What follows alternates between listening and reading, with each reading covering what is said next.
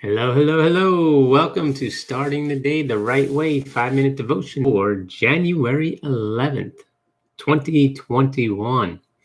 All right, so today was Monday, starting school week for my little guy and myself.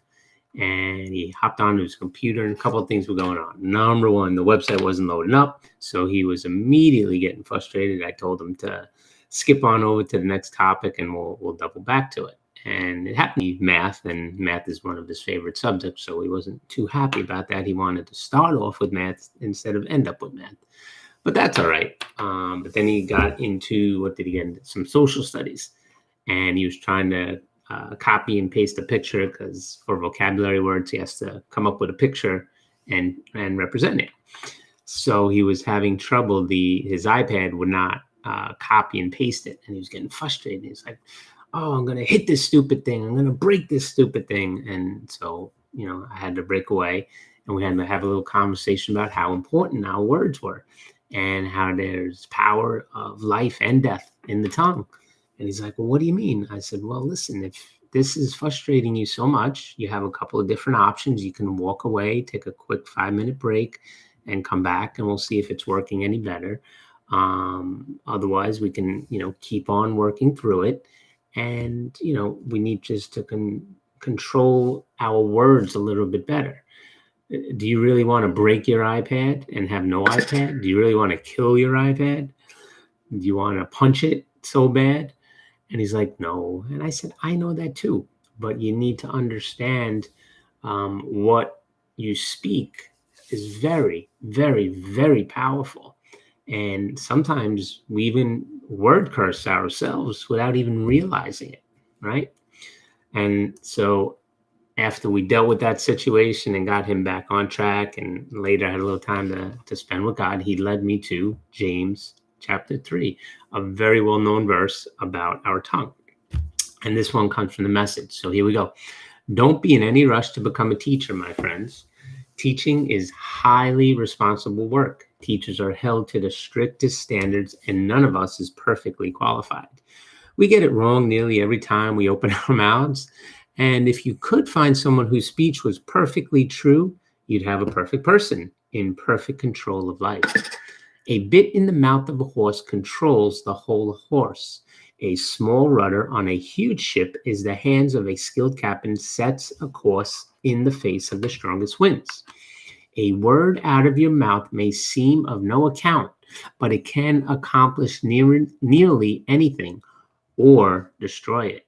It only takes a spark, remember, to set off a forest fire.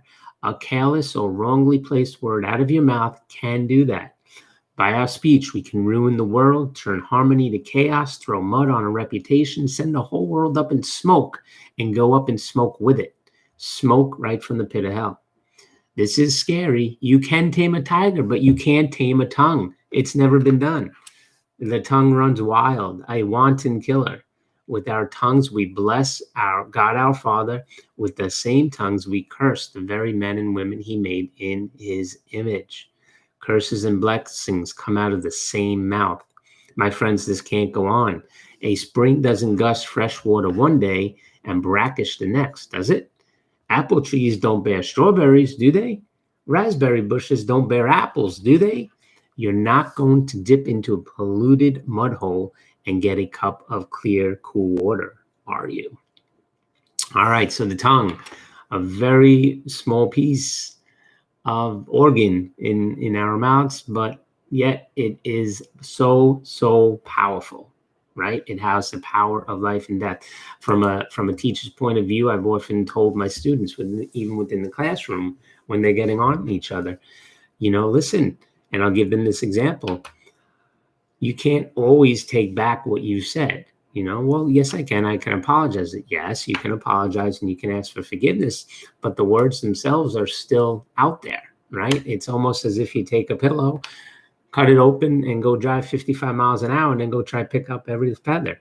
It's not going to happen. Or another example, toothpaste, empty the whole toothpaste and then try to get it all back in. It's not going to happen, right? So we need to be very thoughtful of the words that we say. But now here's the biggest thing, and I think a lot of us miss this, and I've missed this a ton of times. And as I get older, I hope I'm getting it better. But I know certainly when I was younger, I missed this. And this is very, very, very important. Okay. In let me see, which verse are we in?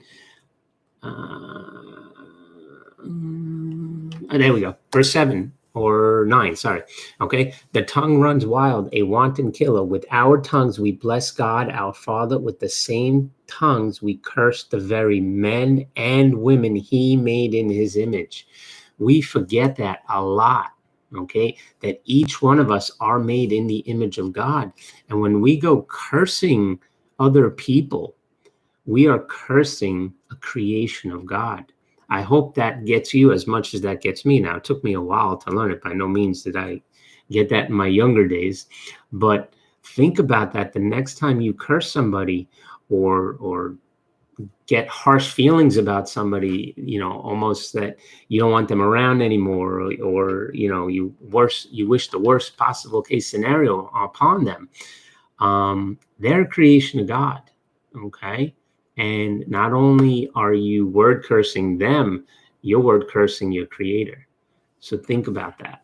And there's a couple of other points in here, but read it on your own, see what you get out of it.